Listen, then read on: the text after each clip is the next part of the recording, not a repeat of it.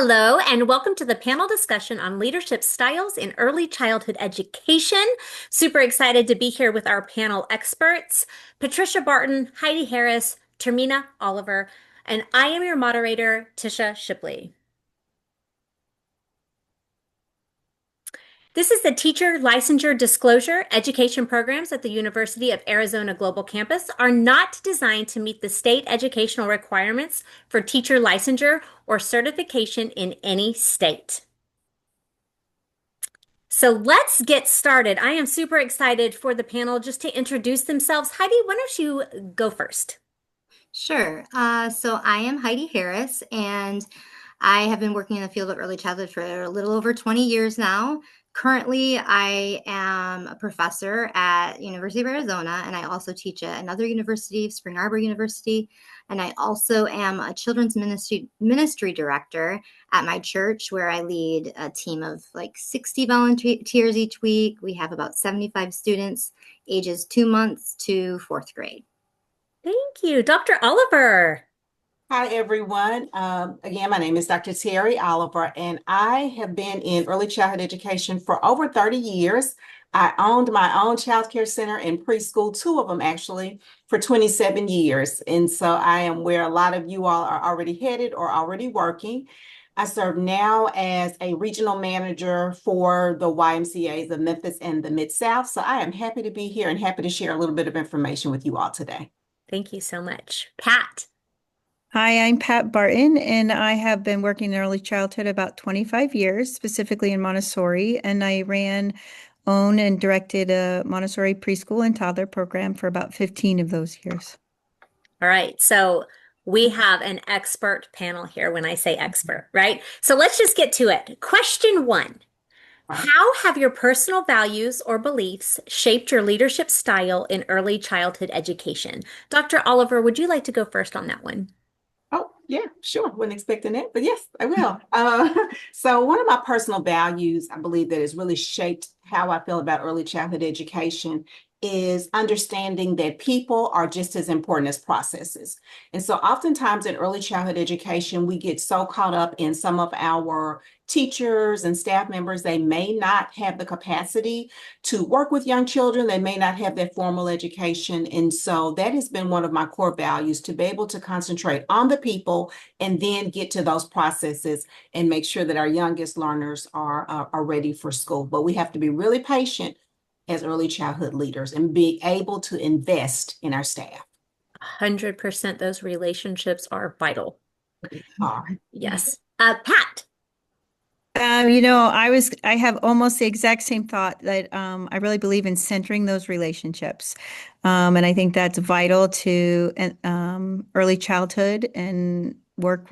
And I also feel like the autonomy and agency of the child and sort of centering that in those relationships. So keeping that in mind as we get into systems and working with the adults too. Awesome. Thank you so much. Heidi. Yeah, so I think a lot about when we lead in early childhood programs, I guess a lot about my own personal educational philosophy that I believe in.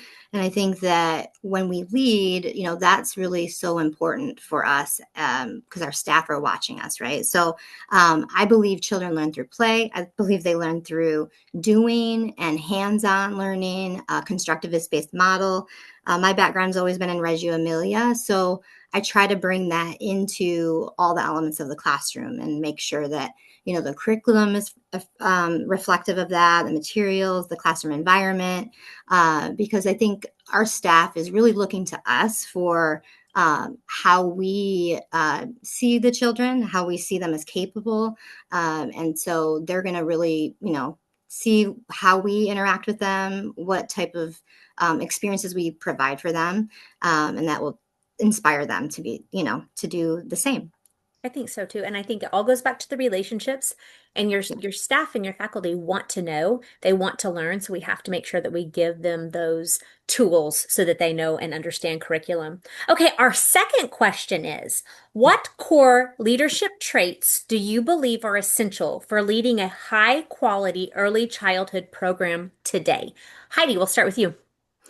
I was thinking a lot about, being relatable, being approachable. I think when I look back on all the directors I've worked for, it's the ones that they have been in the classroom. You know, I taught in the classroom for 13 years before I started in a leadership role. And I think it's, you know, you as an educator, you're balancing so much and you're doing so many different things and you have so many responsibilities between the family and the children and the classroom. And so I think if we can be you know, relatable and approachable and just same thing like we talked about earlier was like the relationships. I think if we can connect back to our teachers and say, hey, I see you. I see that it's a lot today. I'm going to step in for you for a minute. I'm going to like, you know, take this child. We're going to go for a little walk. And I think that means so much to them. So I think those, I mean, there's a lot of different traits, but I think those two things are really important as you lead early childhood programs. Okay, Pat, do you want to go?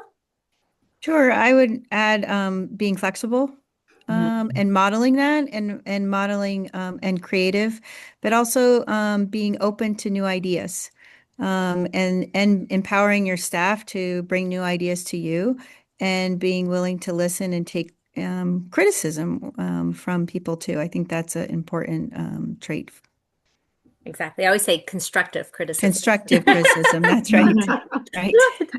Dr. Oliver. There are two things that really stand out to me about, well, traits that I believe leaders should have in early childhood education. And one of the first is flexibility and being organized. When you're an early childhood leader, you have to really be in charge, or you're in charge of so many different things. You can go from working with staffing for ratios to getting prepared for a USDA audit. And so being able to be flexible and switch on a dime is really important in early childhood education. But the core of that to me is emotional intelligence. Because in early childhood education, especially as leaders, we will deal with the emotions of parents, our students, our staff, and all of that. And so modeling just that stable and even mindset through the day is really important for leaders because you're constantly being tested and you're constantly having to switch what you do every day. So those are the two things I think are most important: flexibility, organization, and emotional intelligence. Okay, I think those are all spot on. Great ideas. So our last and final question is, have your leadership traits or beliefs evolved over time? And if so, what experiences do you believe contributed to that growth? And Dr. Oliver, would you like to go first? Yes, that's my favorite question because I started my child care center when I was 24 years old and I closed it when I was 52. And so I learned a lot during those 26, 27 years. When I first started as an early childhood leader, I was definitely a manager. I was very task oriented. I was very checklist oriented, but I had the energy at that time to do it all.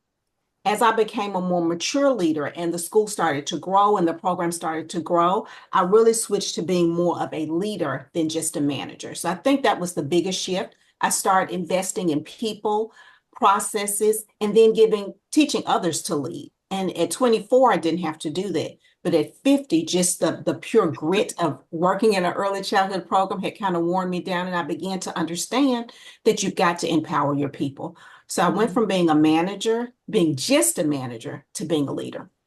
And you used so many professional words in that people need to think about. I love that. Thank you. Pat. I would say that when I started, I was not confident in the work I did. And I think that over time, I realized that because I always felt like I could learn more. There was always more to figure out.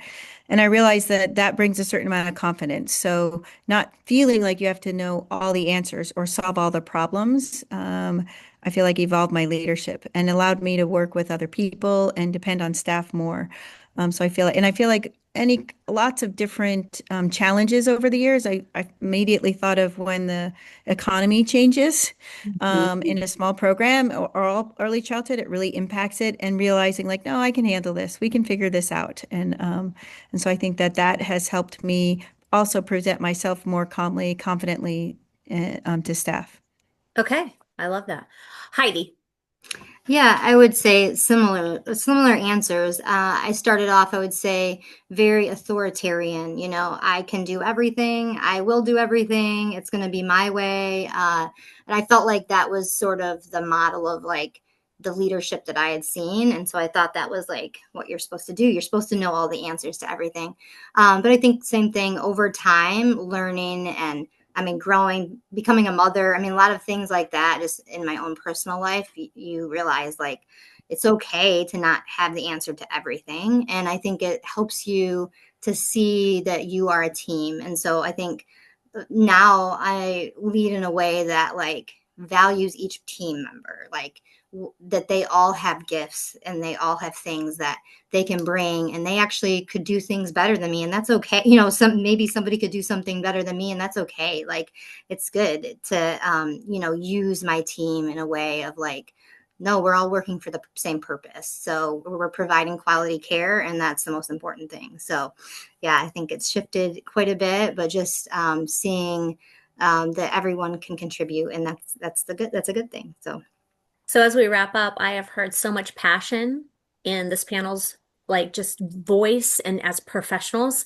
and your growth mindset. I think that is a huge word too that you mhm. all talked about how you started out and how you've grown.